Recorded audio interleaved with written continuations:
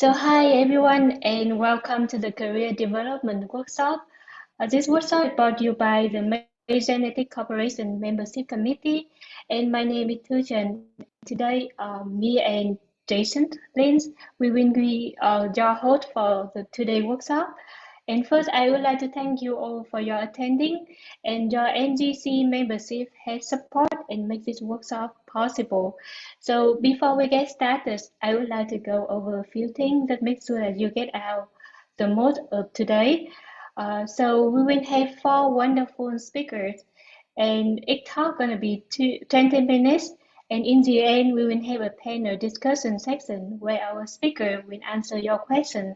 So if you have questions for our speakers, please type your question into the chat box and please refer the speaker name.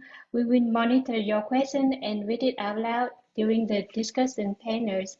So our first speaker today is Kriz. Alan is a former innovation scope and crop scientist at Bayer, and Alan has a remarkable 34-year career driving innovative agriculture technology. Alan holds a PhD from Indiana University.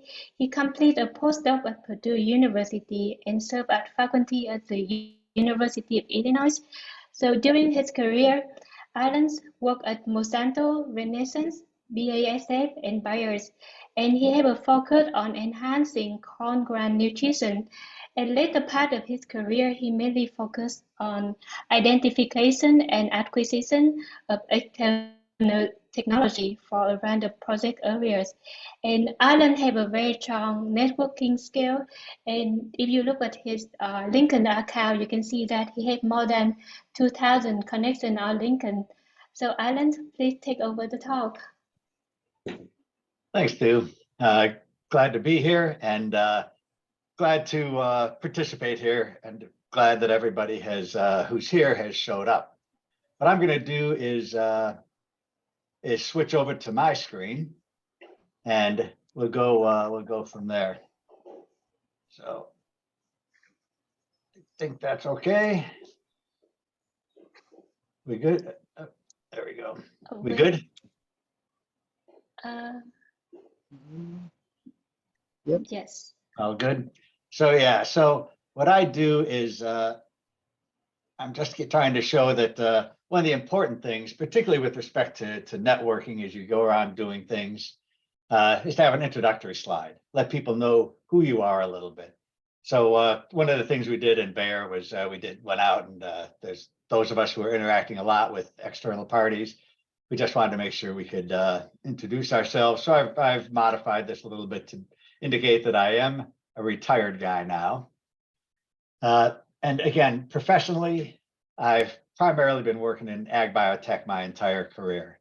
So project management, intellectual property management, product development, open innovation. Those are the things that I have been done. And I'll talk a little bit more about that as we've gone by.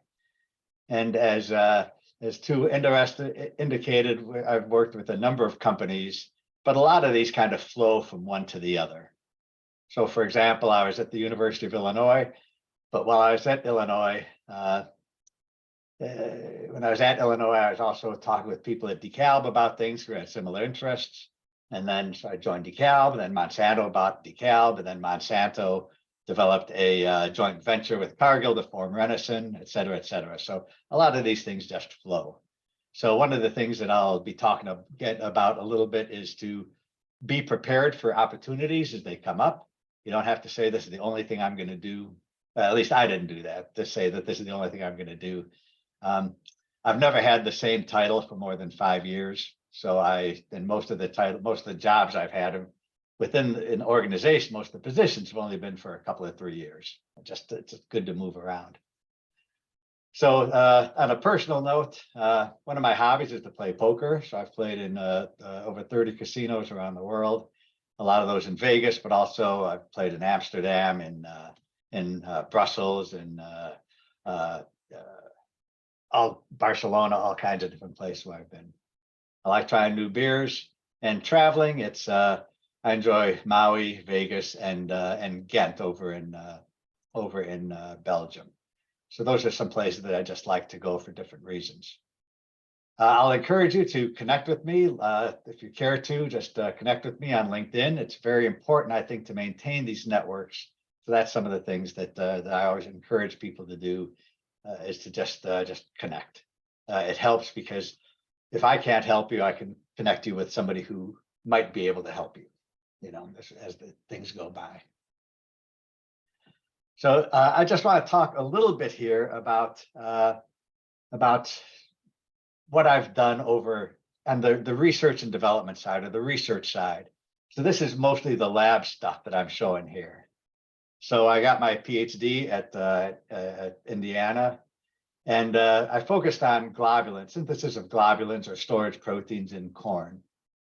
Went to do a postdoc at Purdue in the lab of Brian Larkins. I'll mention Brian again a little bit later, but went on to Purdue because this is kind of biochemical genetics is what I was able to do at Indiana in the lab of Drew Schwartz.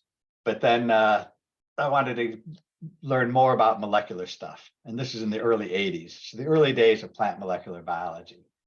Going over to Brian's lab, who's one of the early plant molecular biologists, and worked on Z and genes there, and in a number of different types of things, both on their regulation and how they're distributed.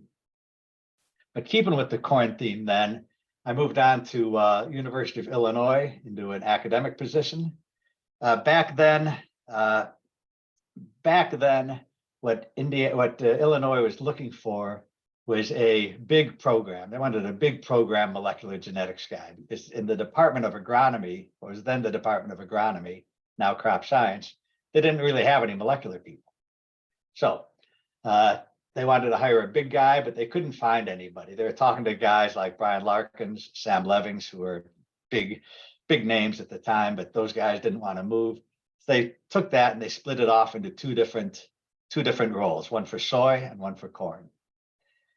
And I'm going to tell you about this just because it's an important thing to think about, and why networking is so important. So Larkins, who was one of the guys who had been considered for this Illinois job but didn't want to do it, said, well, I have a guy here who's just perfect for it. He thought I would do very well there. I went there after experiencing some personal issues at the house. My wife had been sick. I had been sick. I got out there and it was a bad interview. And I kind of knew it. I just wasn't into it. So by the time I drove back the 2 hours from Champaign to West Lafayette, the department head had already called Larkins and said, why the hell did you send this guy over here? The guy it was terrible. So Brian said, look, give him another chance. So in an unusual way, I went back about a month later to Illinois to interview for that same job again.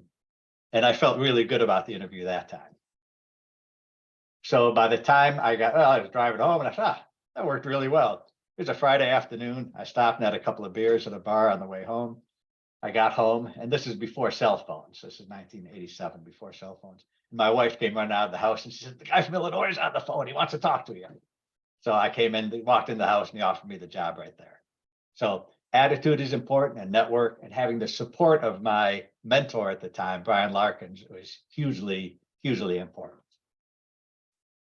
But anyhow, we worked primarily on issues followed Illinois, working on corn seed proteins or storage proteins again. And while there, I generated got 3 PhDs and 2 master's students got their degrees in my lab. And at that time, in September of '92, when I left, I had like 12 people in the lab. But there are certain things I wanted to do that we couldn't do at the time, back in the early '90s, just couldn't do. And a lot of that was making transgenic corn. So DeKalb Genetics at the time was the first to generate a fertile transgenic corn plant, which they demonstrated in 1990. So we've been talking, they were moving into my area, which was basically grain proteins, improvement of corn grain proteins, nutritional quality. So I talked to them, and it was, although again, I had just earned tenure, I had earned tenure early, actually. I'd earned tenure a year early. And the department offered a salary that would match what DeKalb was going to pay me, but I still wanted to do more. So I left. found places for all the other students and technicians in the lab. I found other places for them to go work, but at Illinois. But I really wanted to go over there. So we continued a lot of this work over here with at DeKalb and Renison, with working primarily on, again, engineering quality traits in corn. But as things went by, this Renison, the Renison joint venture with Cargill, we decided to dissolve that in the mid-2000s. So I went over to BASF, and with BASF, worked there to develop a transgenic corn trait pipeline, which they really didn't have. So I worked to develop that for traits. So that's kind of the corn seed R&D stuff. So a lot of that lists here, and in this graphic, what I'm doing is talking again about kind of what I had done there, but what I learned along the way. So as a postdoc, what I learned from Larkins, focus on the question, get a big focus on the question, and managing a publication strategy. What my thesis advisor, who was kind of old school, said, do a bunch of experiments and write it up. With Larkins, he said, well, before I design these experiments, we're going to design the paper. Figure 1, 2, 3, 4, 5. Figure out what those things are to tell the story, and then make sure you get the work done to do that. So that's kind of what I learned from Larkins. Illinois, finding funding was always a challenge. How to be creative in finding that funding, and how to be an effective communicator. So I was teaching, I was going out talking to government officials and all that you do as an academic. So doing a lot of that type of thing. Moving into DeKalb, a little bit different because you have to be an effective leader. You have to go out there and make sure that you have a team. Most of the time you have a team that you work with, and bring those people in and make sure that they get all the work done in an appropriate way. And as opposed to publications, it's developing an intellectual property strategy. How to go out there and protect the work that you're doing. The work that you're doing there, again, that brings value to the companies. You got to be able to protect that.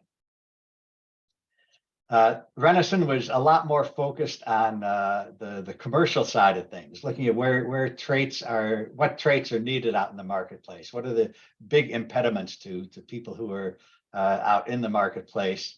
So that's where we did a lot of work on getting that, really focusing R&D on a market need. So we spent a lot of time looking at different market needs. And since it was a joint venture between two huge companies of Cargill and Monsanto, so we had the CEO and the CSO of both organizations on our board. We had to manage stakeholder management with two very different companies. BSF, project management, a lot of budget management, and leading by influence. So by this time, I had no people in this role. I had no people reporting to me at all, but I did manage the budget. So that's how you move things forward.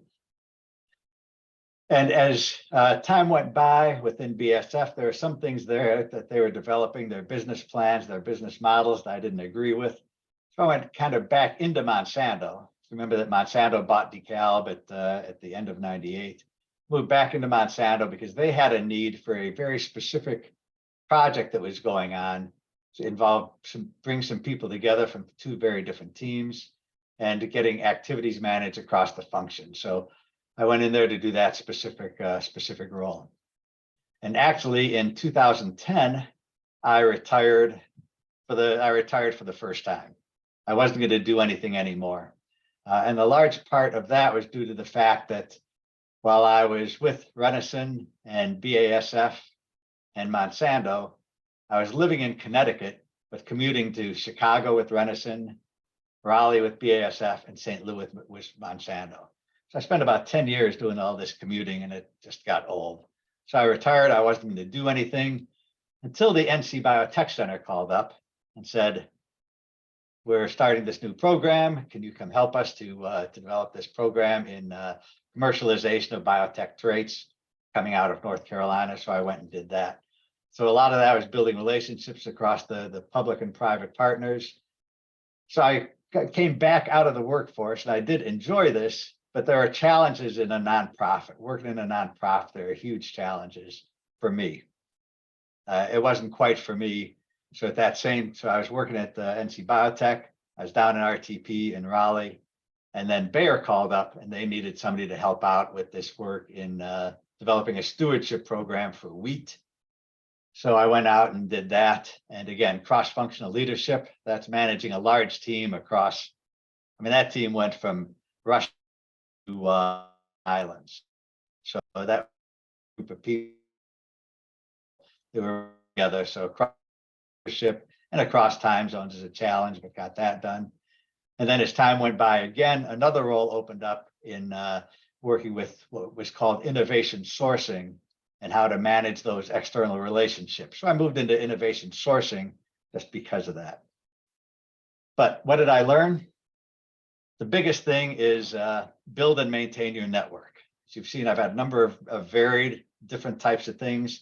And that only came about because I had a network where somebody would say, oh, this guy would be good for the job. Or I'd say, I'd be interested in learning more about this, and then move into that role. So building that network is critical, I think. And the other one is don't burn any bridges as you move through your career. Like I said, Illinois was a little bit, the head of the department at Illinois and the dean were a little bit ticked off that I left after just earning tenure. But they were a little bit upset with that. But after time, as time goes by, just talk with them and you don't just say, screw you, I'm going. You maintain that relationship. It's very important because we wound up going back and doing, throughout my career, I've been back doing different projects at schools like Illinois. And nobody said, well, we're not doing a deal with Renison because that Kriz guy, you know, so you got to maintain all that stuff. So those are the types of things to do. And the last thing I'm going to do is just mention about mentorship, how important mentorship is. So there are people in here who you might recognize. Well, that's me over there. This is at the Mays meeting in 2017. Brian Larkins, who is my postdoc supervisor, huge mentor, huge influence on me. And the guy in the middle is Yo Messing, whose name some of you might recognize. Yo is a guy who I met in 1981 at the Mays Genetics meeting. Now, for those of you who've been to Mays Genetics, it's a big conference. Back when I first started going, there were maybe 75 people who went when I met you, for example, when I met Yo. But the way I met Yo was you'd meet there the first night. There wouldn't be any program. Everybody just come in, you have beers. And I'm talking to him and telling jokes and stuff. And this is, what are you working on? I was a grad student. I didn't know who he was, I have to say. So we're just sitting there. We never introduced ourselves. And he said, well, what you should do is go out and isolate, cut the band out of a gel, out of an SDS gel, make antibodies to it, make an oligonucleotide to that, use that to go out and screen a library and you find your gene. And I'm like, well, bullshit, nobody does that. Because at the time, nobody was doing that. So then we laughed and went on. And again, this meeting was so small that what would happen the next day when the meeting started, everybody would stand up one by one and say who and introduce themselves. So this guy stands up and it's Yo Messing. I'm thinking, oh my God, I started Yo Messing, who at the time was well known for a lot of the early stage molecular biology stuff and doing that. And he was one of the few guys who was doing that kind of stuff. So of course he said, yeah, go do it. But anyhow, that was a friendship that started in 81. And I last saw him in 2019, just before he passed away, just a couple months before he passed away. So we maintained that throughout the year. And you'll see that the three of us have beers. We all enjoy having beers. And there's another beer here in the corner down here, because that was for Kurt Hanna, who at the last minute couldn't come, but he was another one of our buddies. He's a long-term, another mentor of mine. So we got him a beer and sent him this picture, but then we gave that one to Jeff Bennettson after that, because Kurt wasn't there. The other thing is about the mentorship is that, again, these are the students. This is the students who got their degrees in my lab. It never ends, and you have to do this, maintain if you can, maintain interactions with the people with whom you've worked with. It's important to them. It's important to me, and things spread out. People spread out. People go different places, but it's really worthwhile to go to maintain that. So that's the story. That's my story. Again, I'll just encourage you to check in on LinkedIn and connect with me if you'd like to. And then I guess we'll have questions at the end of this, right, Tu? Yes. Thank you, Alan. Wonderful talk. And again, if you have questions for Alan, please type your question into the chat box. and we will ask him in the end of the discussion section. And our next speaker is William B.J. Hart, and BJ is the head of the business development technology at the Tropic Biosciences, and this is a UK-based company who apply advanced genetic breeding technology to enhance pest resistance and improve crops. So BJ received his PhD in plant biology genetics from the University of Minnesota, and BJ have a remarkable background. He began his career at college where he played a key role in developing and commercializing the high oleic soybean. And if you don't know about this high oleic soybean, this is one of the very first pioneer gene edit crops. And he then transitioned to the business and product development role, overseeing all the aspects of business and license activity. And later, BJ spent 5 years at the University of Minnesota Technology Commercializing Office, where he worked on marketing, licensing, new breeding technology, and crop variety. And he joined Tropic Bioscience in 2022. So BJ, please take over the talk. Yeah, thanks, Sue. Thanks for the introduction. And thanks everyone for joining. It's a pleasure to be here. I didn't prepare any slides. I was just going to kind of talk through my progression through my career so far, and kind of similar to what Alan did, kind of highlight learnings or things that I wish I would have known at that point in my career.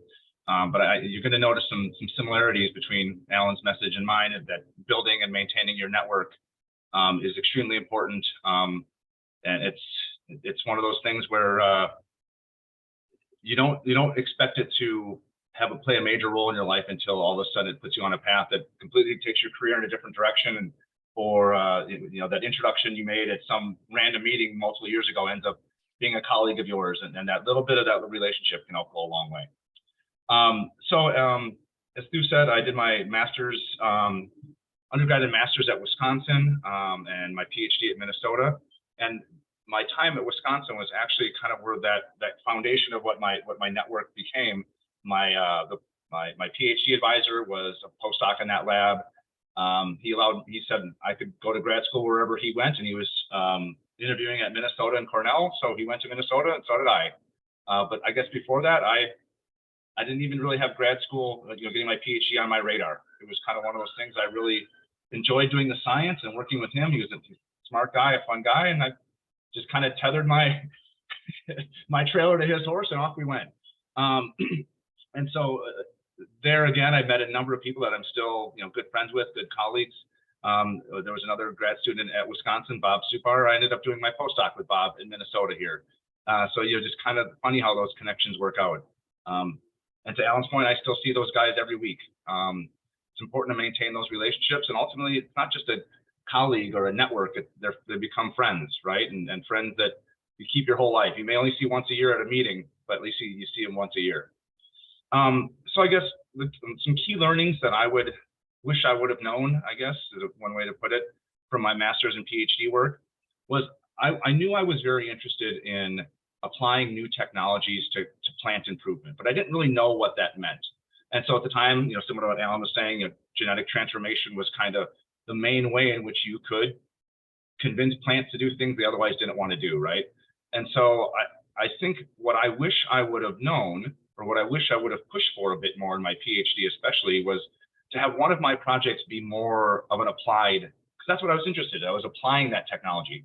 I learned how to do transformation when I was getting my master's, but I wasn't intrigued or interested by improving the transformation process. I liked what transformation could do to create some sort of product, or address some sort of problem. And so what I wish I would have done is one of my 3 or 4 projects for my thesis would have been a more targeted kind of problem solving type of project. The research I did, I was interested in, and I enjoyed being in the lab, but I wish I would have pushed a little bit more for one of these, for an additional project like that. And part of the reason is, one, it was just where my interest lied, but 2, you end up kind of getting out of your comfort zone a little bit and end up interacting with people that you might not have interacted with. And again, that goes back to building your network and identifying people that do a variety of different things learning what they're doing, why they're doing it, that sometimes, changes the way you view things, or kind of opens up a path that you didn't even know was there. So I'd say it might be a little early or late for some of you if you're already in your PhD program or postdocing, but if you can, try to pick a project that's, even if it's a bit risky one, that might get you outside your comfort zone and address something that might be a little different than what you're working on. And so that kind of reminds me of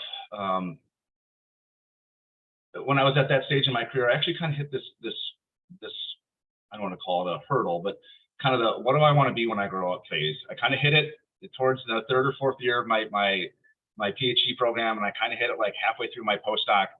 And I definitely realized what I didn't want to be. I didn't want to go into academia because I didn't want to write grants. And I didn't really want to be a breeder, even though I was trained as a breeder. And that's probably because I didn't want to go off to the middle of nowhere, Iowa or Nebraska, which is typically where you get your first breeding job. No offense to anyone from any of those places. But, I was up in the Twin Cities. I had a life built, and I didn't want to move to central Iowa, right? And so the reason I'm saying this is because I knew what I didn't want to do, but I didn't necessarily know what I did want to do. And one thing I wished I would have done would have been better at doing, especially during my postdoc, was taking advantage of some of the recruiting resources, especially at the big companies, finding out what those recruiting resources are and reaching out to those people, right? And you don't necessarily need to go in for a special recruiting visit, even though a lot of these companies do that, but you can at least get connected to someone in that organization. You can kind of share what you're interested in, and they might connect you with one or two people in their group that talk about what they do do within that organization. So that's one thing. I did that once or twice. I remember being down to visit Monsanto in St. Louis, and then also to Johnston, Iowa for, at the time, Pioneer. But I wish I would have done that for some of the other companies. Another thing that I also learning that I wish I would have known that there's, especially if you're at a university, there is most likely a tech transfer office. And that tech transfer office, a lot of times, at least in Minnesota, they have all these kind of mini seminars that you can go to learn about things like IP protection, to learn about startups. A lot of universities that have active technology commercialization offices, one of the things they want to do is launch startups. I didn't really know any of that existed. And had I known, I probably would have been a little bit more deliberate about my career path. It's kind of ironic. I ended up on a career path that I thoroughly enjoy. But if you would ask me when I was 23 or 24, I would have no idea. So use those resources. I know, for example, the University of Minnesota, they'll have Tech Transfer 101, or they'll have IP 101, or they'll have all these kind of classes, or not classes, but seminars or workshops. It's just a way to kind of expand your understanding of what else there is to do when it comes to the plant sciences. It's not just sitting at a bench necessarily. So okay, that's kind of grad school through postdoc. After my postdoc, and I'll talk about how I got that in a second, I went and joined Calyx. Well, at the time it was Selectus Plant Sciences. As a bench scientist, right? My role is to set up plant transformation capabilities at Calyx, Selectus Plant Sciences, as part of the process to do gene editing. And so at the University of Minnesota, where I was postdocing, Dan Boytas was recently hired as a professor, and he was one of the inventors of the talent technology.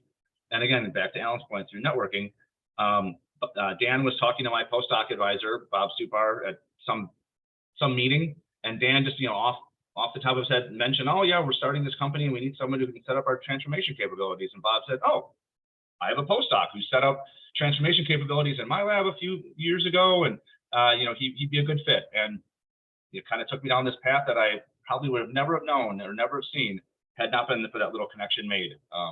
So a good example of, sometimes your network is gonna push you in the right direction, either willingly or unwillingly.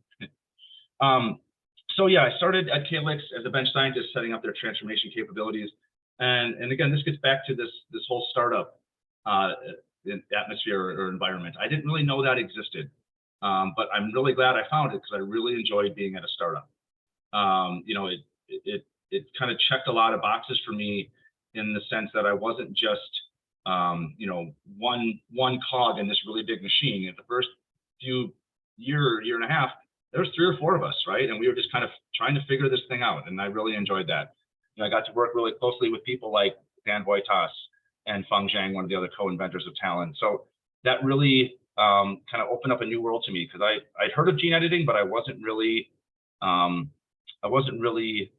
very familiar with it. So I'm really glad that that kind of got me down that path.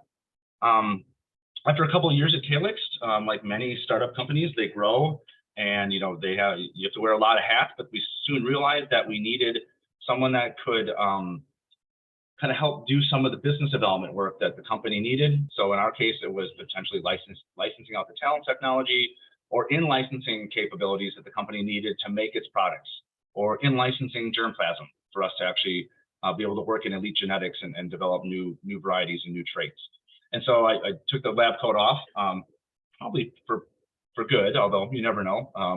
Could eventually get back to the point where I had put the lab coat back on, but took the lab coat off and started really focusing on business development activities and eventually product development activities. And as you mentioned in my introduction, that was developing the High Lake soybean, which me and one of our technicians and a few others actually did those transformations that resulted in that one plant that was fully gene edited, but then also setting up the next steps of that commercialization process. So getting getting your stuff out there in the field, for example, that's kind of a really exciting time to see. Even if it's just a couple rows of a variety you helped develop, it's really cool to see that out there. And so kind of taking on some of those additional responsibilities, playing more of a leadership and management role within the company, which again, I really enjoyed. But like all companies do, they grow and they expand. And so I ended up leaving Calyx in 2016 and went to go to the University of Minnesota's Technology Commercialization Office. And again, not in a million years would I expected I would have been in university tech transfer. I didn't really know a lot about it when I was actually a student and a grad student, which again is one of those things I wish I would have known about that office, or what those offices do, because I probably could have learned not only a lot about what they do, but also it definitely fit with what I was interested in, and that's the transition or development of ideas and concepts and technology out of a university lab and getting it out into the world where it can actually be turned into a product or service. And I kind of wish I would have known about that sooner than, what was it, 10 years ago.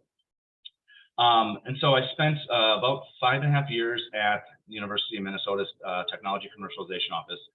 And one of the most important things I think I learned there was, I wasn't trained to review contracts or to understand how patents are written or what they mean. So I really had to kind of learn on the job, and I was surrounded by people that were able to kind of provide that training and that education that I didn't really have access to when I was earlier in my career. And so that, going back to Alan's point about networking, that experience built my network in directions that I never thought I would go. Because our office was so diverse in that we were licensing all the technologies developed at the University of Minnesota, I got really, I was really exposed to different concepts regarding IP protection that didn't relate to plant sciences at all, but it actually plays a very important role in the development of products and crops and products, which I'm going to talk about here in a second with my time with Tropic. That plays a really important role understanding what all goes into the development of a novel trait or a novel variety or a transgenic trait or a gene edited trait. So I was very, very grateful for my time at the University of Minnesota.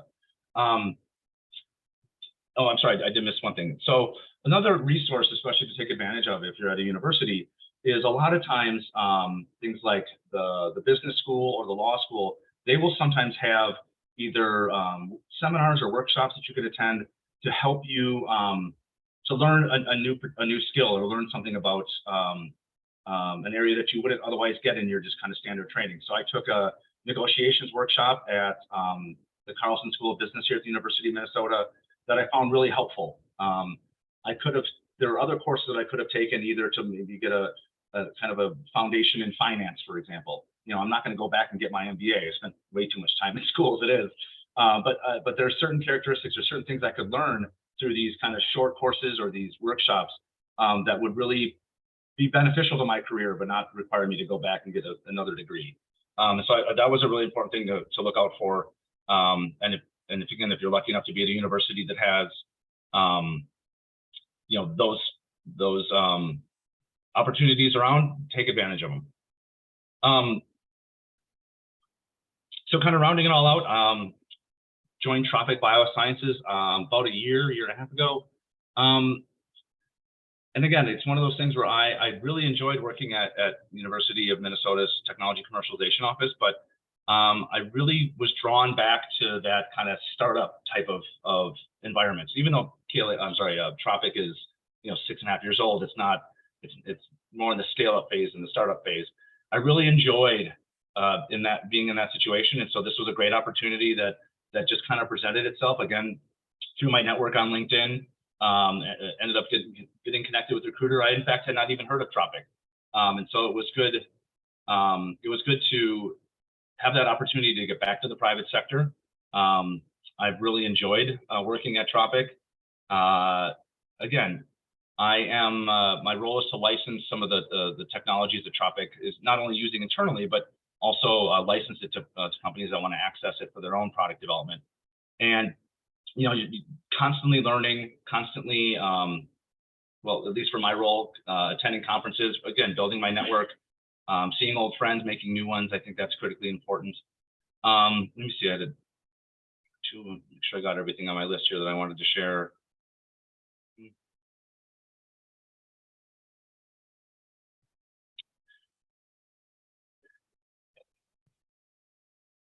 No, I think I touched on a few, what I wish I would have known back then. So I guess with that, I will wrap up here and either take questions now or we can do it at the end too. I guess it's up to you. Yeah, thank you, BJ. Wonderful talk and excellent suggestion, advice. Yeah, we will save on the question for the discussion section in the end of the talk, after 4 speaker talk. And again, if you have any questions for BJ, please type your question into the chat box. And our next speaker is Sam Leiboff. So Sam is an assistant professor at the Oregon State University at the Department of Botany and Plant Pathology. And his lab is made as a modern system to study the growth and development of leaf. And their research use machine vision, transcriptomics, and other biotechnology to uncover how different male impress and mutant establish cell fate in an expanding leaf. And this is not including some information that he sent me, but personal watching him from an excellent graduate student, then an outstanding postdoc, and smoothly transferred to a faculty member. I think Sam is a real role model. So Sam, please take over the talk. Oh, wow. Thank you too for such a generous introduction, and thanks everyone for being here and listening to a bit of my story. And so, wow, to hear you say that I smoothly transitioned. Well, maybe it felt that way from the outside, but I think that maybe I would like to emphasize what a lot of folks have talked about, that the path can be kind of meandering, and you take advantages of what opportunities come at the time. And I think I'll just describe a little bit that I always knew that I wanted to be a scientist, but I never thought that I would end up working on cell fate determination in maize. I actually thought that I wanted to be someone who wore a lab coat when I was a little kid for career day. I always imagined working at a microscope and wearing a lab coat, but I had no idea what that meant. There were no scientists in my family. And so when I went to college, I thought that I wanted to be an environmental scientist, like, wow, the environment is the most important thing. And I thought, okay, I'll be like a park ranger or something like that. My degree, my bachelor's degree is actually in environmental science with a minor in forestry. And so I thought that was really, really fun and really, really cool. And I liked going to the field and working with trees. And that was very exciting type of work. But when I imagined what that would be like as a career, that felt a little bit lonely. And so I know that it's important to sort of keep your options open and think about the features of workplaces that are important to you. And for me, as a queer non-white person, it's always been kind of important to me to be involved in a region that is open-minded and sort of politically, I don't know, accommodating for the type of lifestyle that I live. And so then I was thinking, well, maybe living in rural, remote locations isn't quite right for me. Maybe I should look for something else. And so I got involved in undergraduate research and actually ended up working with Sheila McCormick at the Plant Gene Expression Center. Although I only saw her maybe a handful of times, like holiday parties and the time I interviewed. But I really loved working with the postdocs in her lab. Although it was mostly Arabidopsis work, I realized that I got the same feeling from working in the field with trees as I did in the greenhouse, actually, just sort of being surrounded by all these different plants and knowing like, wow, this one is a complementation test and I did the floral dip and this one, these are GFP expressing and I'm so excited to see their sperm cells, whatever. And so I got that same sort of like feeling of like, wow, this is amazing and I can be with plants from developmental genetics. And so the more I worked in developmental genetics, the more excited I got. I also worked with Peggy Lemo a little bit at UC Berkeley, sort of trying to improve transformation of sorghum, trying to sort of get a little bit more applied than developmental genetics in Arabidopsis.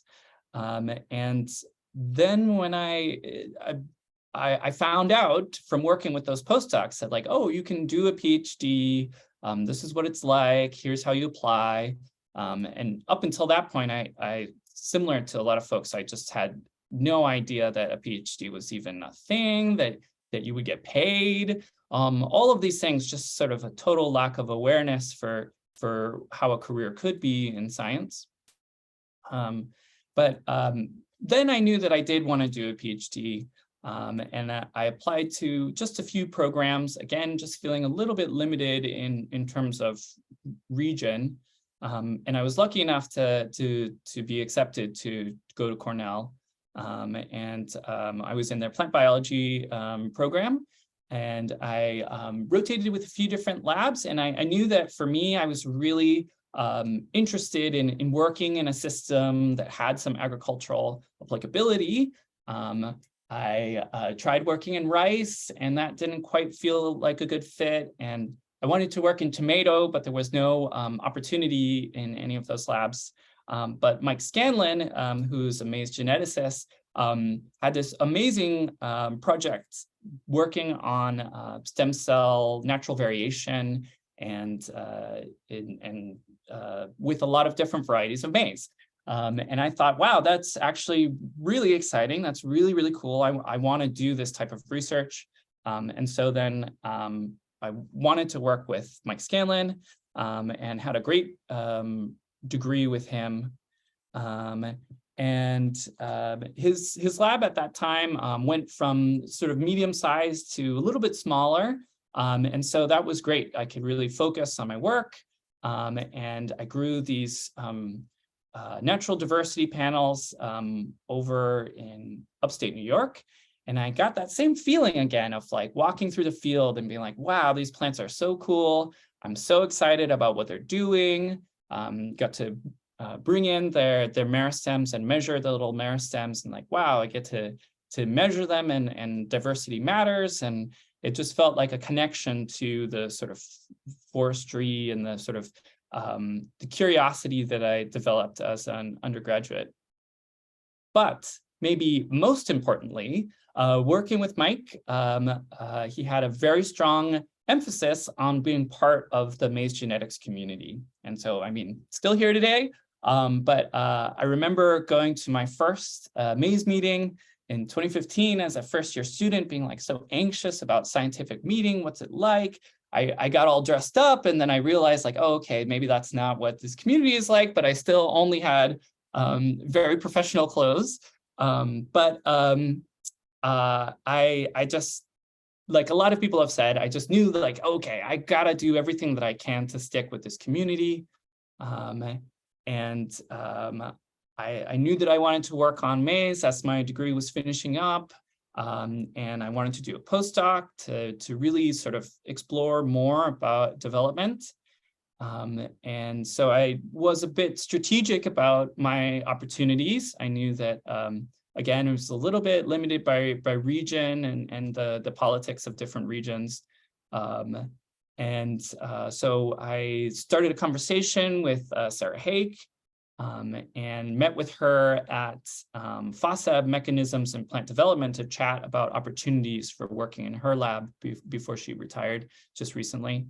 And she was really excited to chat with me, but she was very clear that, you know, like she had already agreed to take on a postdoc, and that, you know, there's not funding for me outright, but if I could find my own fellowship, then I could come. And I think she said something like, oh, where there's a will, there's always a way, something like that. And so I thought, well, okay, I have a lot of will. Let me see if I can find the way.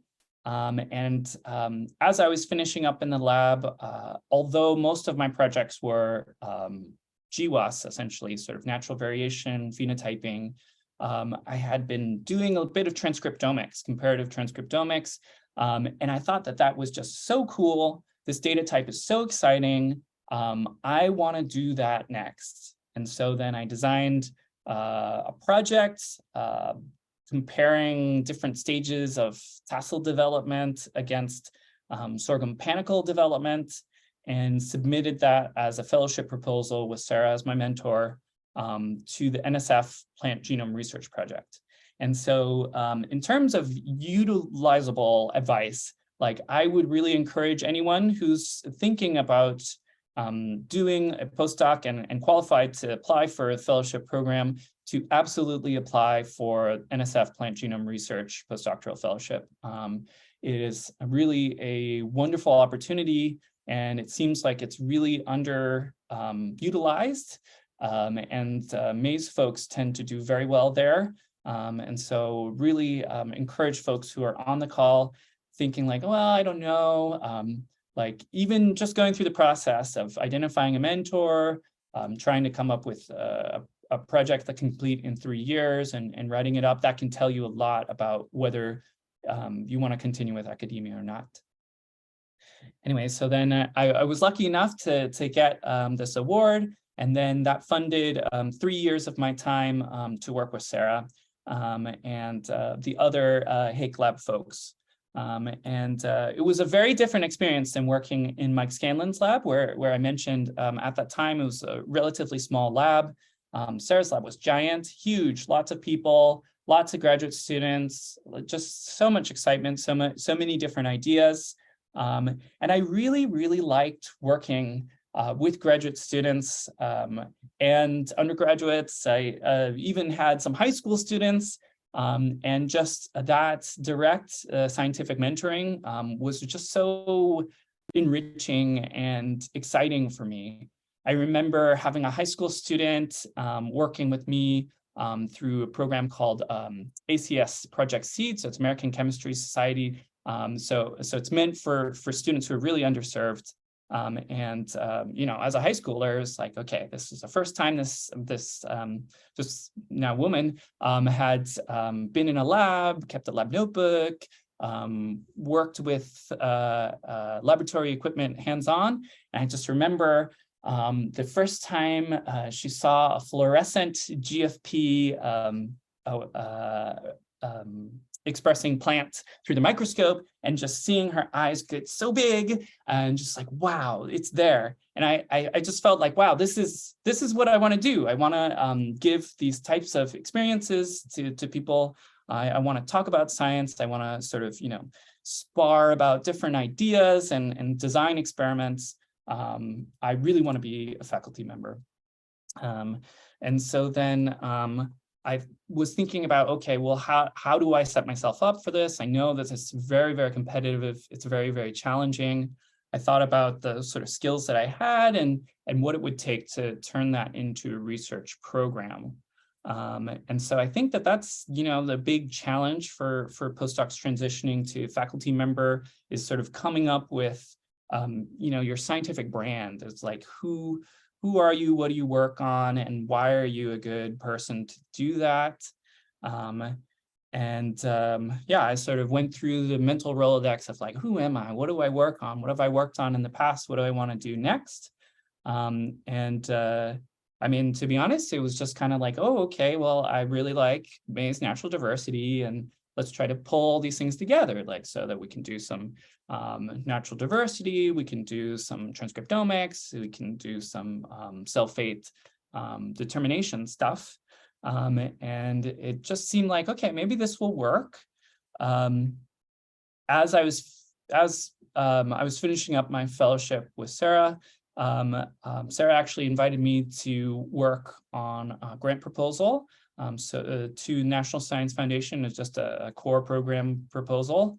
And so I helped out and wrote an aim. I think that sometimes that can be a bit abusive if a postdoc is writing a full grant, something like that. But it was very clear that it's like, okay, I'm going to take what I had developed in my fellowship work and sort of apply that technology to a question that Sarah was really interested in. And that would be one aim out of 3.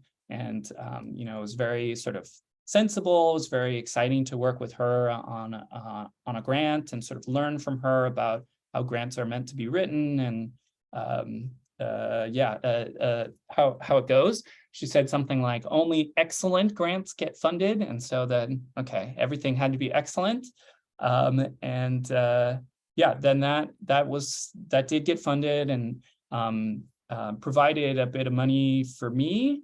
But luckily I didn't need that because I found a faculty position soon afterwards. Again, I've got to emphasize this maize genetics community is amazing. It's really very valuable networking amongst maize geneticists because actually the position that I found, the advertisement was tweeted out by John Fowler, who's another maize geneticist at the maize meeting. And so I saw the tweet and I was like, okay, I could apply for this. Like, this sounds like me. Let me ask John about it. And so I went downstairs to the poster session and found John Fowler and asked him like, hey, so what's this job about? Like, do you think I'd be a good fit? This is what I used to work on. This is what I want to work on next. And it really did just happen to work out. And so I applied for maybe 3 or 4 different faculty positions. I only got one interview and got one job, but it does feel like the right job for me.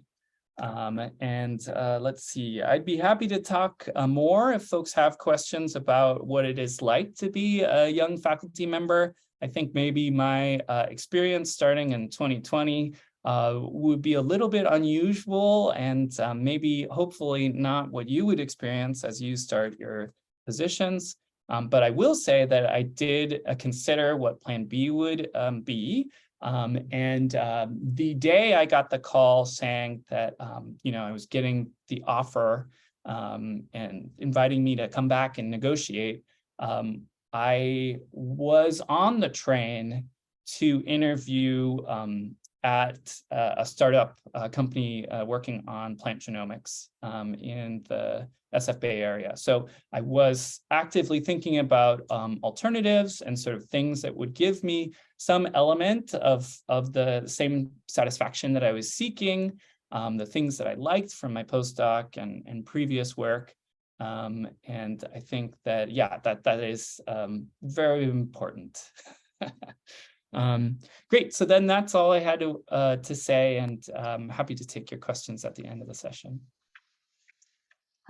Thank you, Sam. Thank you for sharing for your story and giving us a lot of wonderful suggestions. And if you have any question for Sam, please type your question into the chat box, and we will see him again at the discussion session. And our last speaker is Karen Menzel. So Karen is a is a program specialist of Iowa State University preparing future faculty, and she had been preparing future professors in 2002. And during her career, she had prepared over 1,000 PhD and postdoctoral career in teaching. And she also served at Iowa State University Institutional Co-Leader Center for Integration Research, Teaching, and Learning. And this is a university network focused on prepare new professor. And Karen also an excellent speaker, and she is an expert in building profile, applying, and finding faculty job. And a fun fact about Karen, she also a fiction writer and a writer for board game. So Karen, please take over the talk.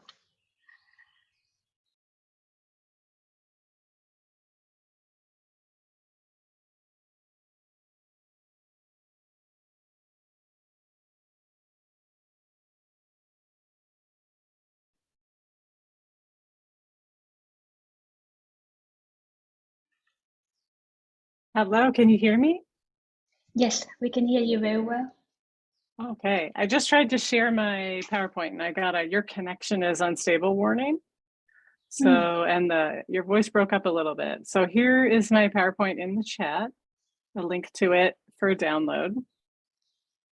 And so what I have been doing and what I did last year was to listen to these experts that are here with us today and really think about what are their expertises that they're sharing with you, their life journey, their stories, and how that relates to what I know about preparing for your next phase in your job. So as was mentioned, I am a preparing future faculty professional. So basically for the last 20 years, I have prepared over 1,000 PhDs for the job. My main area is faculty, preparing you to become faculty. So I can answer questions about any of those various pieces. But what I wanted to cover in particular were little wisdoms that we have heard, well, big wisdoms that we have heard from our speakers. Here, now I'm doing a different kind of screen share. Can you guys see it? Yes. Sweet. Okay, so you guys, I'm gonna echo what you said back to you. If I got it a little bit wrong, I want you to fix it for me. Okay, here we go. Al, what an amazing career that you have had, Al, and all the different places that you have gone. Just incredible. So you see these skydivers here, gripping each other's hands. This was a really important message from Al that we heard echoed from BJ and from Sam, that it is by grabbing hands with each other that we truly experience flying.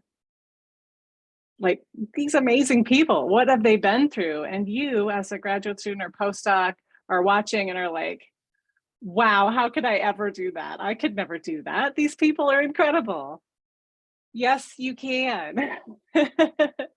So Al was sharing with us, when you're changing jobs, stay flexible, right? Keep your contacts in different job categories active. And this is something that I also tell my students in preparing future faculty, right? If you're in industry, continue to publish. Keep your active connections open with academe. If you're in academe, continue networking with both industry and government, like Al said. And Al also reminded us, don't burn your bridges, right? He had that bad interview, a bad job interview that he was like, nope, okay, I guess I didn't get that one. But he ended up working there. And by not accepting that sadness, by not accepting, oh, well, I guess I'm never seeing those people again, right? By writing his thank you letter to the interview people, for those who write a thank you note after the interview, even if it's terrible, right? He never said anything bad about the people who interviewed him or his interview experience. He didn't say anything bad to the people that he worked with. You know, he didn't let that negativity take him over. You might be interviewed again by the same people, So not that you wouldn't be nice to everyone that you meet, but be nice to everyone that you meet during your interview experience. Be positive. Also, Al gave us a great message about being open to informal togetherness. Now, I had originally written, be open to drinking a beer. I don't actually drink beer. But Al not being afraid of the other conference attendees, even if they're famous, because he was worried about that. Like, oh, wow, I didn't even know who this guy was. But I sat down and had a beer and I laughed and I was informal and I was friendly and I was just myself, which we also heard echoed by Sam. Being yourself, knowing who you are, finding out who you are through the discovery and exploration, right? But letting yourself be informal at these conferences and keeping your attitude positive. Okay. More from Al here. When Al switched his job from the university and they were a little bit upset, like, oh, hey, we just gave you tenure. Where are you going, buddy? Go back here. But he was very kind in finding other labs for his postdocs and graduate students to transfer to, taking care of the people in his network, even though he was moving laterally and up and down. In his network, he was caring for the people that were part of his network and part of his future network. So Al, when he separates, he doesn't really separate. He befriends and then goes to a different place and still has the same friends in multiple places. This is something to really cultivate and work on. Separate nicely, maintain relationships when you separate into different positions. Because Al continued to work with Illinois, even though they were sad to lose him. And Al mentioned something that we heard echoed by BJ and by Samuel, that LinkedIn ended up being an important tool for communication and for finding jobs and getting jobs. LinkedIn has become more and more important, I've seen, in a lot of different programs. And it sounds like in yours in particular, your area of science, LinkedIn is super important.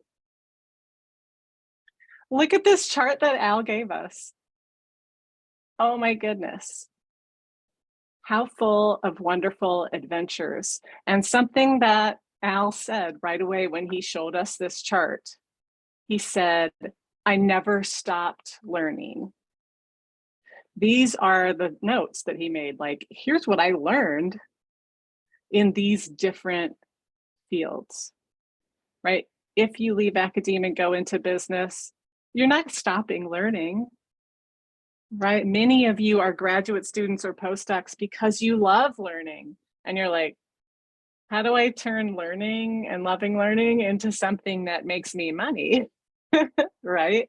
And you heard BJ teach you how to do that. And that's where we're going to go next.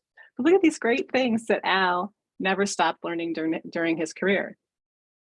And again, here's the link in the chat to this PowerPoint. It should be open for you to look at it as much as you like, download it. Now let's go to BJ. Your colleagues today may be your colleagues for life, forming the foundation of your network. The people that BJ worked with, he's still in contact with.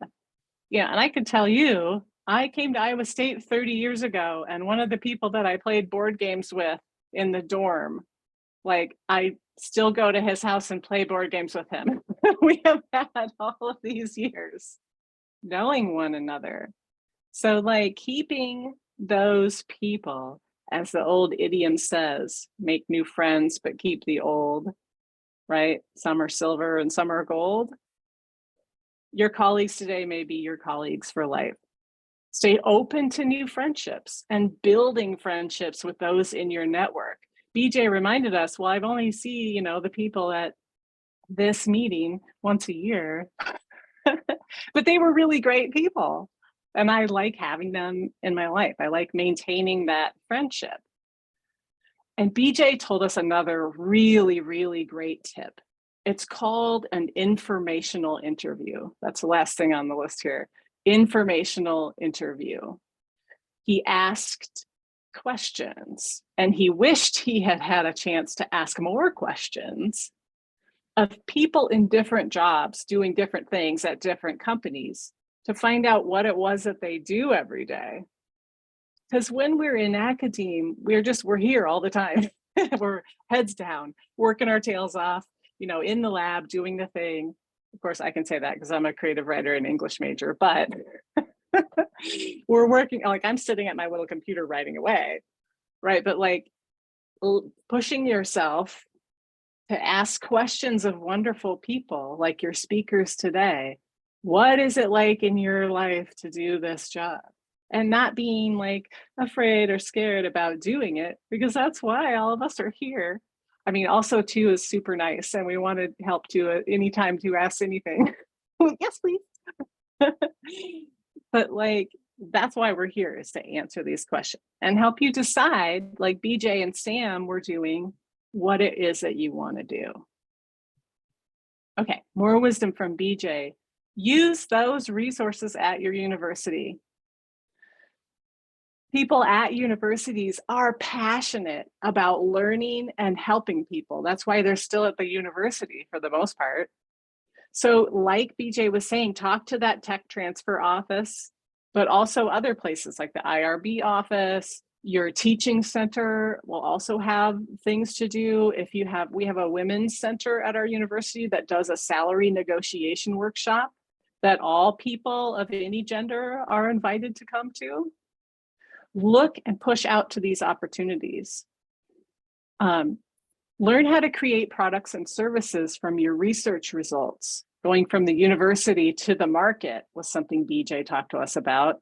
So how do you do that? Many schools, your business will have an entrepreneurial section for it, your business department. Your engineering people are going to know a lot about patents. And these things, there may be workshops that are marketed to engineering students or business students that you might like to go and see. And I have a little note here. I want you to keep in mind, many faculty development workshops that you're like, oh, I can't go to that because I'm not faculty, are also open to graduate students and postdocs. They're just not advertised as such. And if you're brave and you just ask, can I come and learn? Chances are people will say, yes, please come and learn. We want to help you. We like helping people learn. Okay, leadership and management roles are definitely in your future. You heard BJ talking about leading and leading a team and learning what that was like in business. As a graduate student or postdoc, you're not necessarily taught anything about leadership. I work with faculty who get put into leadership positions at the university and they're suddenly like, oh my gosh, I have to go and learn. What does it mean to be a leader? Like, I'm in charge of signing people's time cards now. They're asking me whether or not they can take vacation this week. What do I do? So BJ was reminding us, take that time to learn how to be a leader, how to be a manager, how to be calm even when you're very irritated. You learn that from teaching. But nurture those leadership skills as well. And BJ reminded us that we're always going to continue seeking learning, reading contracts, learning legal terms. BJ found people in his network who could teach him what he needed to know about legal terms. Learn about IP protection, BJ was sharing. IP means intellectual property. That's important for me as a writer. Like if I sell the rights to one of my books to a movie thing, I want to get money from the other stuff that's being written in that universe, right? The intellectual property. Learning about law and business, we already mentioned that.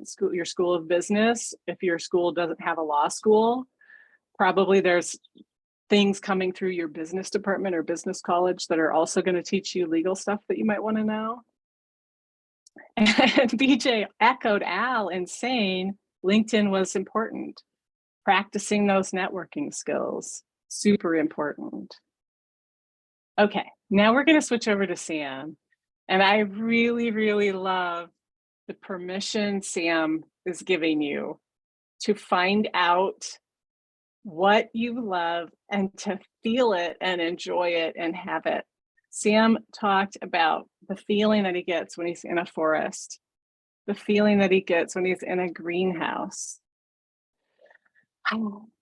It's okay for going to work sometimes to feel like a deep breath of joy in your body. Like, I get to do this. I get to be this. And that is a completely valid way to form your career, right? And I'm sitting here listening to these happy professionals talk and cringing a little bit because of, you know, some of the political decisions that are being made in the state in which I live. And Sam had a very valid point. Know who you are and what you want for your community. When you choose your job, that's really important too. Are you going to be happy there? Are you going to find people who believe the same way that you believe to be with in your community? So you can decide. Like I tell my students in preparing future faculty, if you hate the cold and there's a really great job that's going to pay you a lot of money in Alaska, don't apply. If you love the bright lights of the big city and going to Broadway shows and, you know, all the opportunities that come with a huge city, don't take a job in the remote plains of Texas. You're not going to be happy driving 3 hours to go and see something cool that you want to see. If you love the forest, you know, maybe the middle of the plains is not here in Iowa the best place for you, right? So it is totally valid to make career choices based on what feels like a deep breath for you, what excites you in the lab. And then Sam shared the same exact thing that Al and PJ shared. Wherever your career takes you, maintain those connections with various scientific communities. And caring people are a wonderful resource. Sam had a lot of caring people around him that taught him things, gave him new opportunities, showed him the way, and he hung on to those caring people. I love what Sam told us about walking through this maze right here, right? He reminded us about grit. The theory of grit. Grit isn't never failing. Sometimes grit means failing over and over and over again. But you keep trying, you keep doing it, you keep finding opportunities. He reminded us of what she said, his mentor said, where there's a will, there's a way. Follow that excitement. Engage with those excited and caring people. Enjoy. It's okay to enjoy your lab mates. Sam shared he's delighted by the students and even the high school students that were learning from Sam. Those postdocs, like that inspiration, it's cross-fertilizing. Like, okay, so I'm not a plant person, but I'm going to use the word fertilizing. He's getting a lot from those, the light bulbs he saw going off over the heads of those high school students. You're getting a lot from this joy feedback loop and engaging with people above and below you. We call it cross mentoring. People below you can mentor you just like people above and laterally. So what you want is to have a rich network of mentoring going on for you. And for those of you who are introverted, this sounds exhausting. So apologize to my introverts, but you also are going to stumble across these wonderful, caring people. And finally, Sam was sharing, he said the words personal brand, which reminds us of BJ and Al. Learning about business is related to this as well. What's your personal brand? Who are you and what do you enjoy? Al probably knows 50 or 60 people who can say the answer to this for who Al is. They know who Al is and what Al enjoys, and they're going to reach out to Al when they have something they know that he will be able to advise them on. Same with BJ in learning about that intellectual property and so on. You know, part of that is part of BJ's personal brand of having learned all these great things in industry. People know who BJ is and people know who Sam is. If you don't talk to people and get to know them and meet them and quote unquote have the metaphorical beer, people aren't going to get to know you. And I can tell you honestly, as a creative writer, most of my published stuff in my career, a huge chunk of it comes through networking, from like a friend who knows me and tells another friend, hey, we need somebody to write the dragon history background behind this new board game we're creating. Oh, we know a writer. Karen's great. She's super friendly. Go hire Karen for this. So keep that alive. Okay, very last slide here, and then I will shush so we can do the questions. I love what Sam said about being open to opportunities. Sam was like, you know, writing a grant can feel like postdoc abuse. Right? Like, it's not my job to write this grant. But he tried it anyway.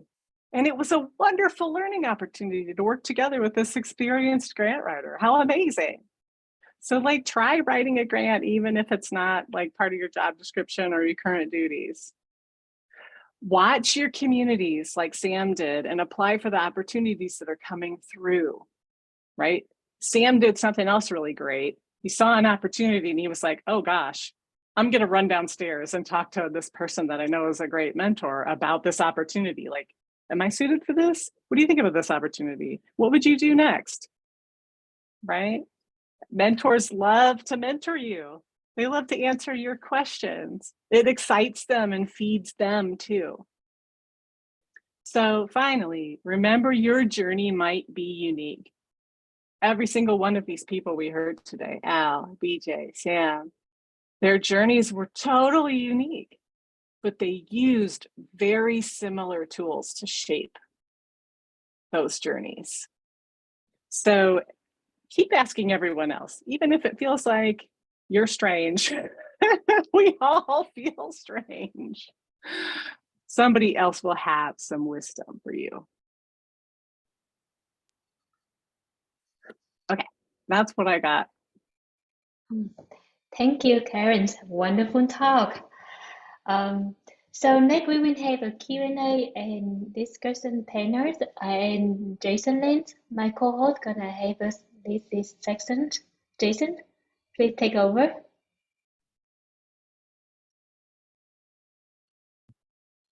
Hi, sorry.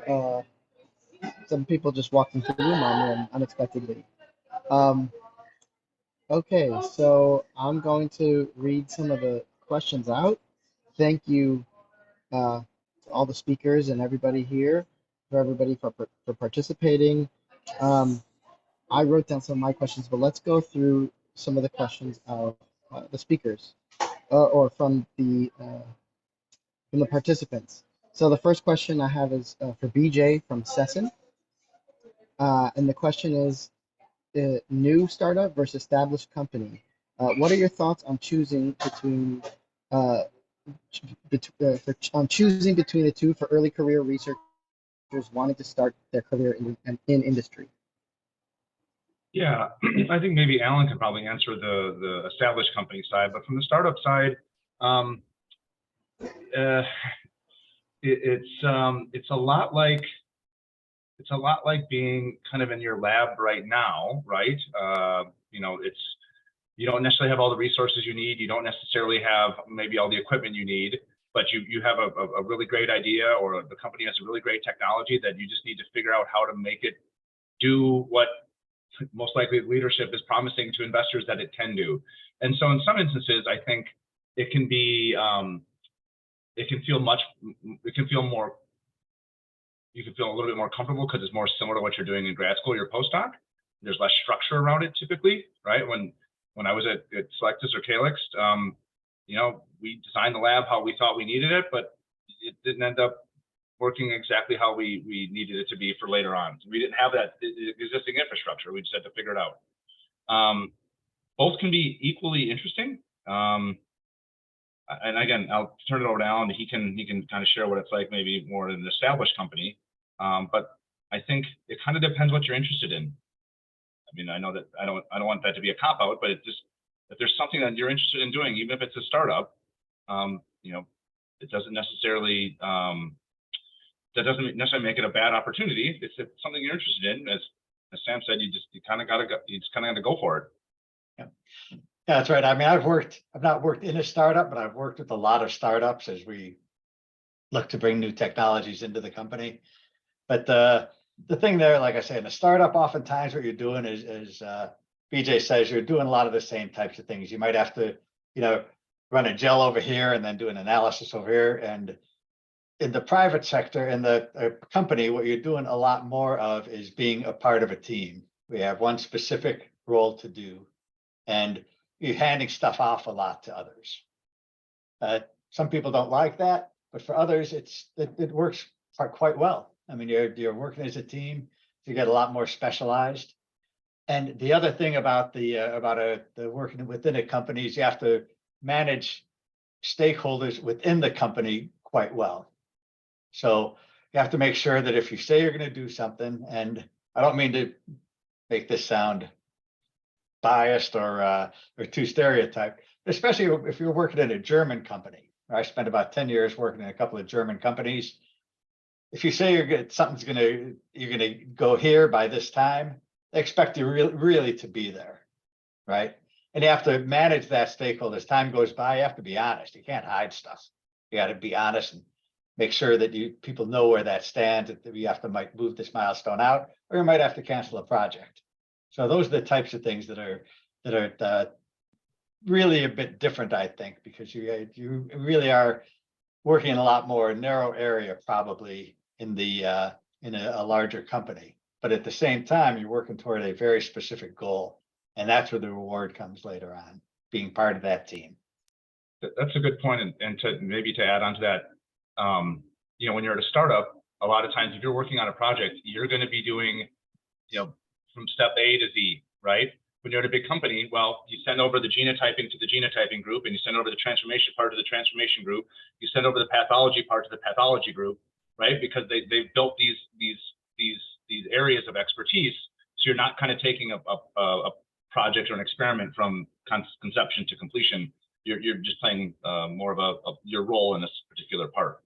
Right. I've seen that Tropic, you know, I've only been here a year and a half, but even in the year and a half I've been there, I've seen, you know, these different kind of what used to be just kind of a team doing research is now, you know, more of like an established part of the process.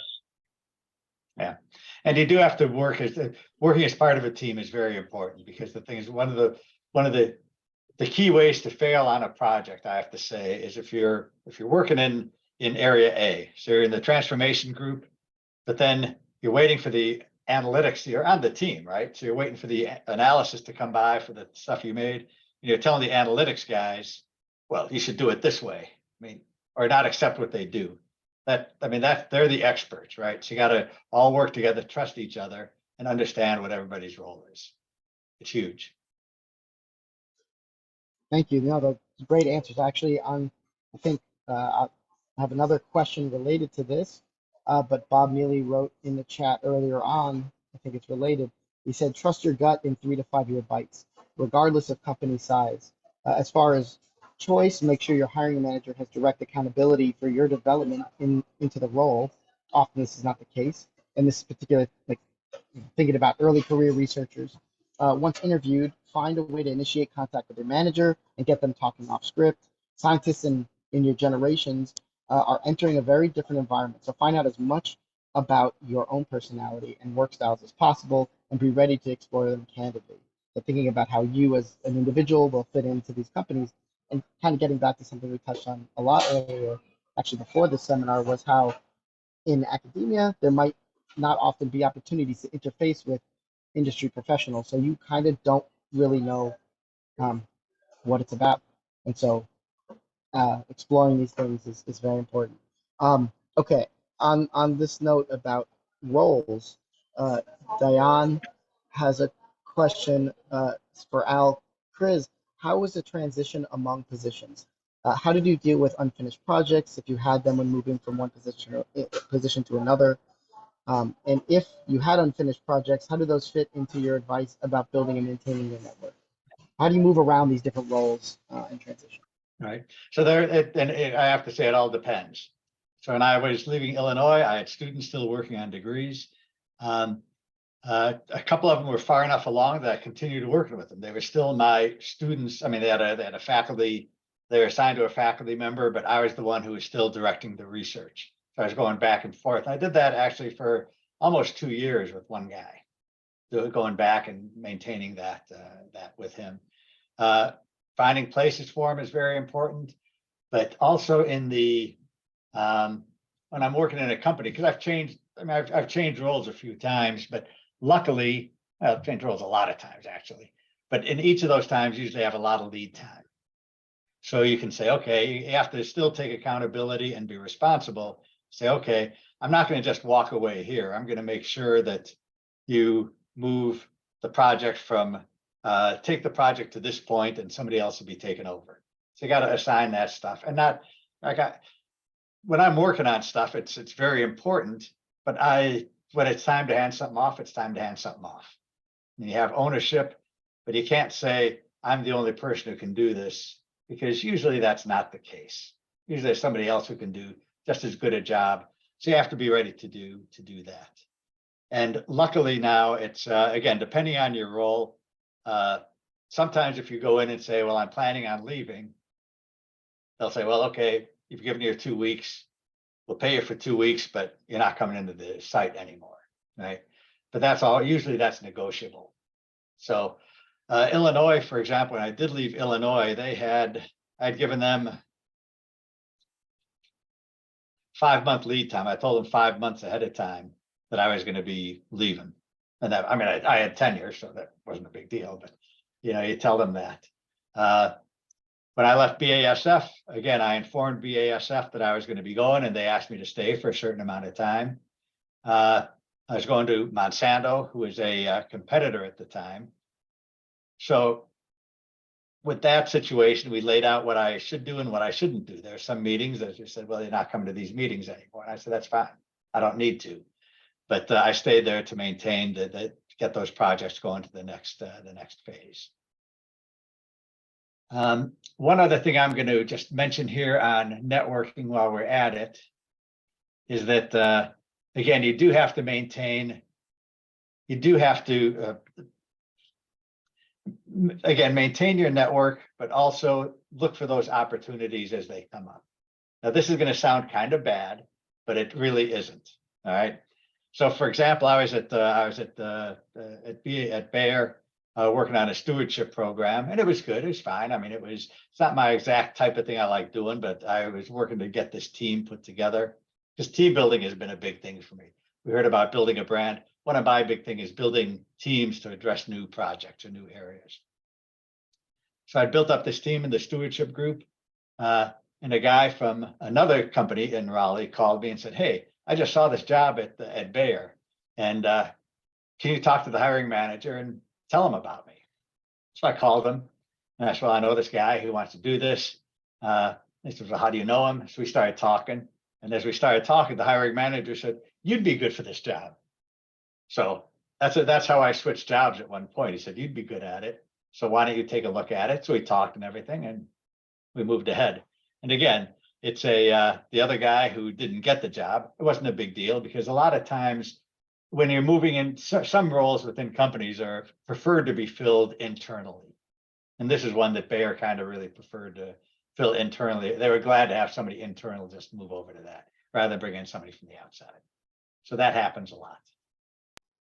Yeah, so again, being open to just communicating with people at your job, hiring managers, and just having an open line of communication, not only can benefit you directly, but also your network. I think that's very important. Okay, I have a question for Sam, and I'm going to add to this question. It's also from Diane. Dan asks, how was your time management for projects that you started and wanted to finish and publish as a postdoc? and for all the extra activities that postdocs have. For example, the projects that you did not plan but needed to do. And I want to add on to that. How did you also fit in to that time management? You building your own brand and your own research program, right? Because you, of course, at the end of your postdoc will have to go to, if you're looking in academia, to a university and say, this is what I want to do, and this is how it's different from what I was doing before. So how do you manage all those things? Good luck.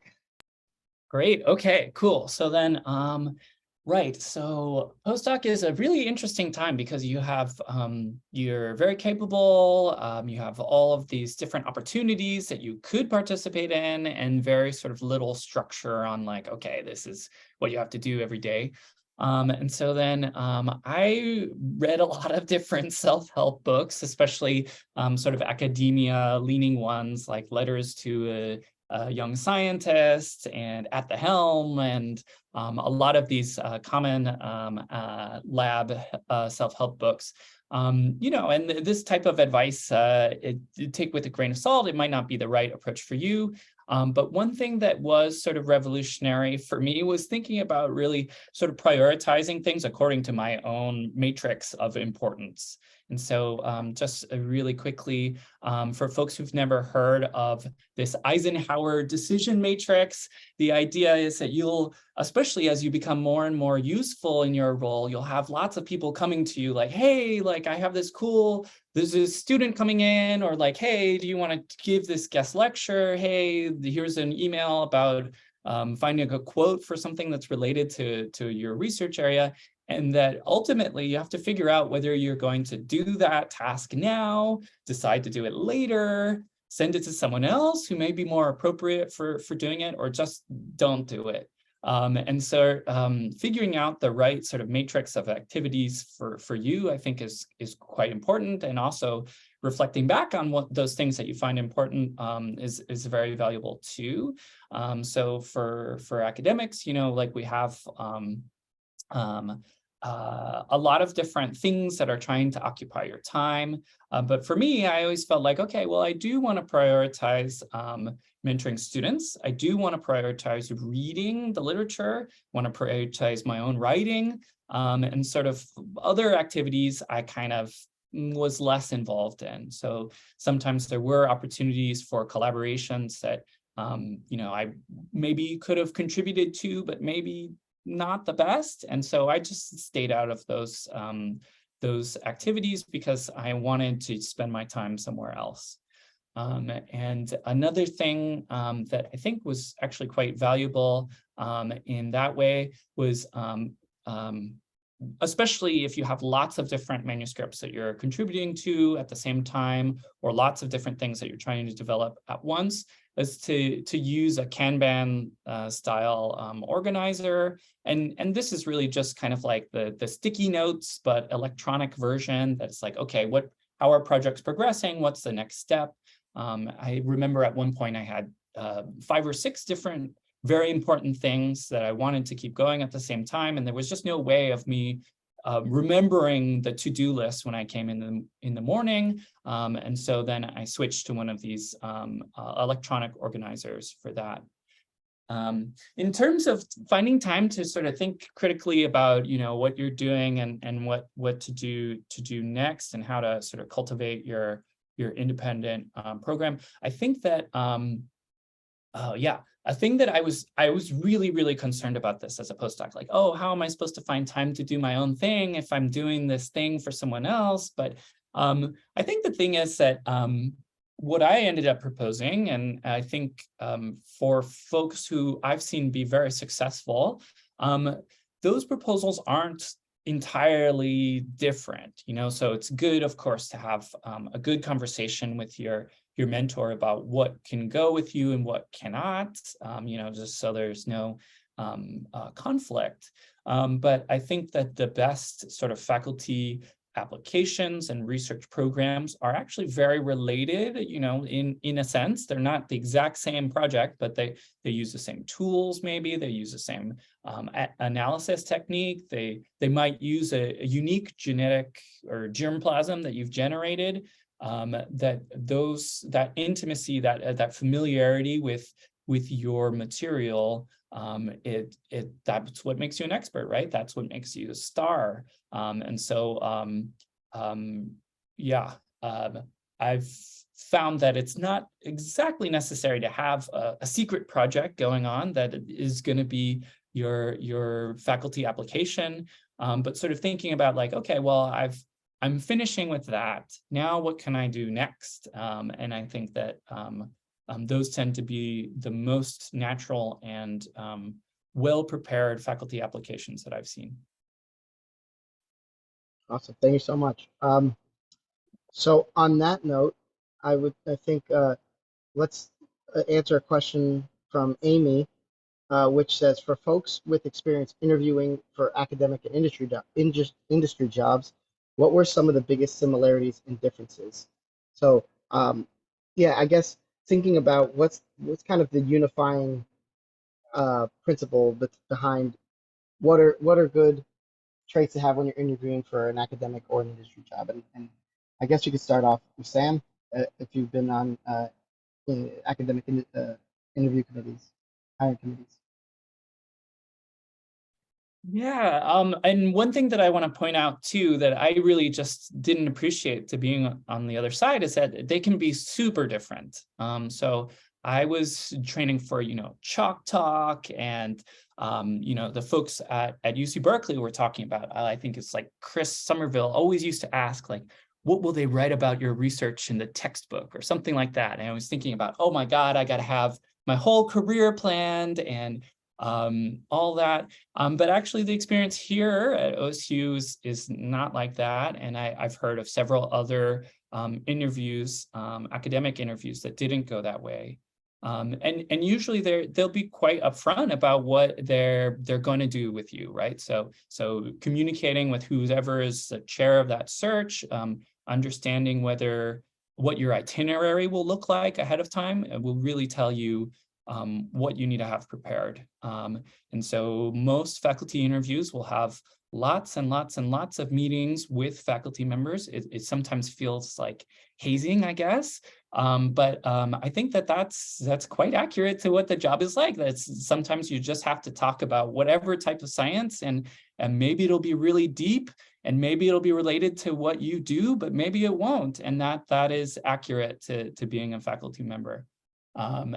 And in terms of just general prep, I think that it is a great idea to imagine what you would do immediately, and sort of think about like, okay, what would that first project that you want to do look like? And why would that be the first? Why should you do that first? And so maybe that's the thing that you're bringing with you, the expertise, the technology, the germplasm that you're bringing with you, that is ready to go, essentially. It just needs a few more experiments. It just needs a new way of looking at it. And then that would be a great project.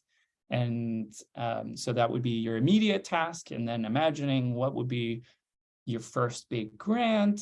What would the theme of that be? And then maybe what would come after that? What would be something that's a larger project, maybe a 5-year timeline that would have a sort of broad horizon afterwards? What could you do afterwards? So I think that that's sort of general good advice. And some places will have a grueling chalk talk where you sort of outline all of these things in front of the faculty, and they'll shoot your ideas down or try to rile you up.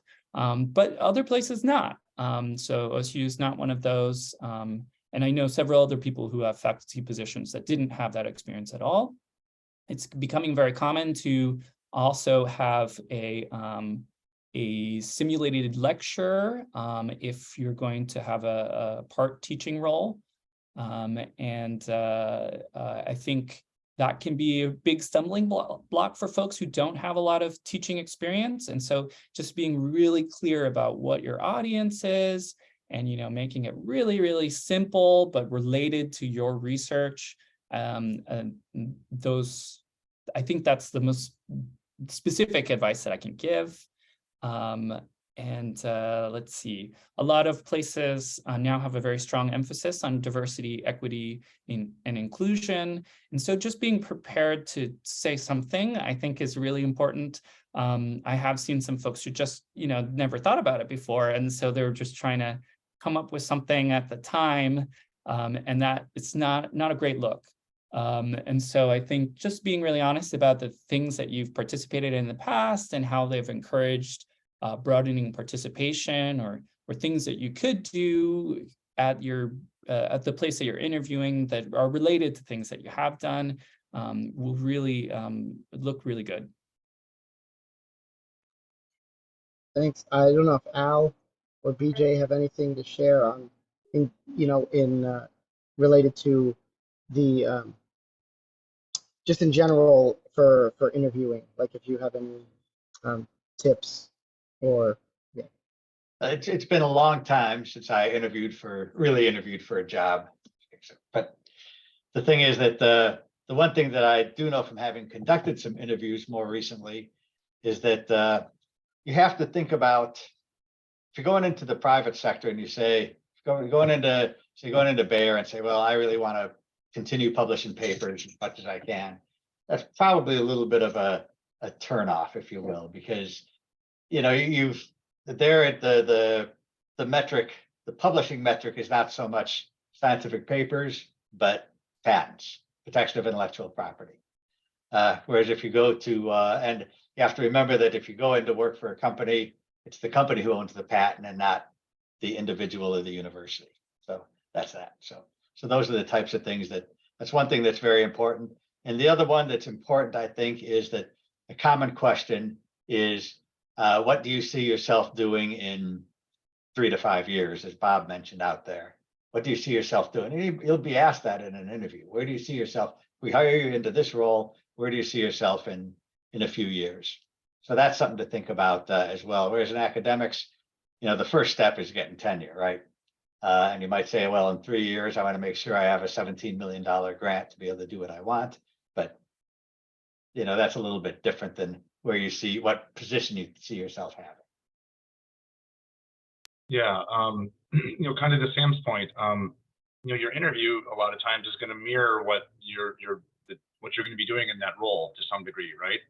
And so I've never applied for an academic job, but I applied for a university job when I was at TechCom, and they basically gave me a fictitious technology that I had to figure out a marketing and licensing strategy for. And that was kind of one of my pieces of homework. And so that's because that was very similar to what I would be doing in that role. Some things I would know a lot about, some things I would know nothing about. So, but I still had to find a way to identify what the features, attributes, and benefits were of it, how to market it, who to market it to, what sort of business model might work for that particular technology. And a lot of the questions in the interviews were kind of centered around that as well, that process, how I would approach, dealing with a technology I knew nothing about. With Tropic, for example, they asked me to put together kind of a mini slide deck on kind of my business development strategy for the technology that I licensed. And so what I came up with there was kind of stolen from the political realm, is what do I want to get done in my first 100 days, right? We always hear about that when a new president takes over, right? What do I want to do in my first 100 days? And so identifying, some of the things that I wanted to do, I wanted to identify X new potential licensees. I wanted to close 2 deals. I wanted to do, what I mean? And so that was how I kind of addressed that. And then a lot of the questions that I was asked were kind of geared towards, what from my experience, for example, would help me succeed in that role. So like, what did I learn at Calyx and what did I learn at the university, to help me transition from the university type of setting to a private company setting. And I think Karen put it in the chat as well, but, be prepared with questions yourself, right? And not just, don't have just a couple of generic questions, right? If you're really interested in the role, you should have a lot of questions about not only the company, the people you're going to be working with, where does the company want to be in 3 to 5 years? You can turn that question back around on them, especially if it's a smaller company, right? That was one of the first things I asked the CEO when I joined Tropic. All right, what is Tropic going to look like in 3, 5, 10 years? Because it really gives you an insight to, what they're trying to build and what role you're going to play in it. Awesome. Yeah, thank you so much. Definitely important. You want to show interest that you're, real serious about this position by asking them questions. For industry, there's we'll take a few more questions and then I guess we'll go. Megan asks for Alan and Kriz and BJ. Does changing jobs every few years in industry require that you move cities every few years as well? It seems that the crop science industry is very geographically spread out. So BJ, you can go, or I'll Al, you just can go speak to first. my experience. I mean, for example, we lived in Connecticut for 20 years. So the first 10 years I was basically office there in Mystic, Connecticut with DeKalb. The second 10 years, I was officed either in Chicago or Raleigh or St. Louis. So I commuted basically. I'd go out for a week and be there, come back the weekends usually. But sometimes I'd be back in Connecticut when there were meetings elsewhere. So I was doing a lot of home office stuff in the latter part of the 2000s, for example, that before it was common like this, right? So I was doing a lot of this stuff because of that, because there are reasons why we wanted to stay there. We didn't need to go. And I'll tell you right now, I mean, there are a lot of jobs that you see posted where, especially if it has anything to do with data, you could be just about any place, right? So a lot of those jobs, it's not, you don't have to be someplace. So yeah, so you can move. And something like, I'll just tell you that I moved in 2012, Connecticut, North Carolina, just as COVID was getting going. It was a company relocation, moved up to Boston. And then 2 years later, because it's a long story, but what we were doing in Boston because of COVID, we decided to not continue. So I decided to retire. I wasn't going to be going in there. Then we came down to Williamsburg, Virginia for personal reasons to be closer to family. So yeah, I've moved quite a bit. I think I told my wife the other day that I've had driver's licenses in 8 different states throughout my adult life. So I moved around a bit, but you can or cannot. I mean, it just depends on what you want to do. Yeah, no, it's a good point. And working remotely is obviously a lot more common now, but it's kind of hard to do bench work from your home. So, some people do choose to relocate, their families if they, that next role, the next job, the next company is worth the move. That's just one of the things that you do. For me, I was lucky to be able to stay in Minneapolis. That's kind of where I put down some roots. And my time at Calyx and then the opportunity at the University of Minnesota TechCom, again, I'll be honest, I got a little lucky having those opportunities locally happen back to back. For this current role, they advertise it as remote. And so I can do most of what I do from anywhere. And I do travel a bit for that. So I'm close to a good airport. I can get in a lot of places around the world pretty quickly. And so, that this role can be done remotely. That's not to say in a few years an opportunity might come by and my wife and I will have to have that conversation. But for right now, I haven't really had to move for the jobs I've taken. I will add one other thing that you also have to think, it's family considerations. So I said we lived in Connecticut for 20 years. I commuted for 10. That was to keep that family in place, keep the kids where they were. On the other hand, when I was out at Illinois, we had been out there. My wife really didn't like life out on the prairie. She just didn't like it. Had a strong affection for New England. So when this DeKalb position came up, if it had been in Sycamore, Illinois, where DeKalb was located, as opposed to Mystic, Connecticut, would I have taken the job then? I don't know. But what kind of tipped the scales is the fact that my wife would be happier in New England.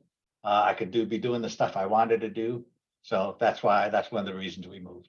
There's a big factor there. Yeah, it's great. So it seems like, yes, there's a lot of potential changes in moving around, but you could also stay where you want when you want. Okay, I think let's do just one more question. I kind of have a question on this too. Alexandria writes, for all, this is about mentorship. As you gain more life experience, how do you balance being a learner and having the confidence to also be an effective teacher or / mentor? So again, obviously across everybody's discussion, that mentorship is very important. I wanted to add a little question on that. I think one of the myths of industry when you're in academia is that you don't have the opportunities to be a mentor. And I've recently had some discussions where I was told that was a myth, and there are opportunities to be a mentor. They just might look a little different than they do in academia, although they function similarly. So, let's start with Sam. As you gain more life experience, how do you balance being a learner and also then being an effective teacher and a mentor? Yeah, let's see. So this is an interesting thing, and I'm not sure if maybe the root of what's being expressed here is a bit of sort of imposter syndrome, but I don't know, like, am I really ever ready to be a teacher? I'm not sure. I've had a lot of different teaching roles, but I still feel like I'm learning. I'm on the quest to become an expert. And maybe that will never go away. In fact, many very esteemed colleagues, National Academy members, talk about how, like, oh, okay, they don't want to, they're embarrassed, they still have imposter syndrome. So how do you balance? Let's see. Wow. I think for me, one of the things that I really enjoy is just being very transparent with folks that I work with. You know, sometimes for folks in my lab, I only really know a little bit more than they do, or they can teach me quite a bit. And I think that ends up being a very functional relationship.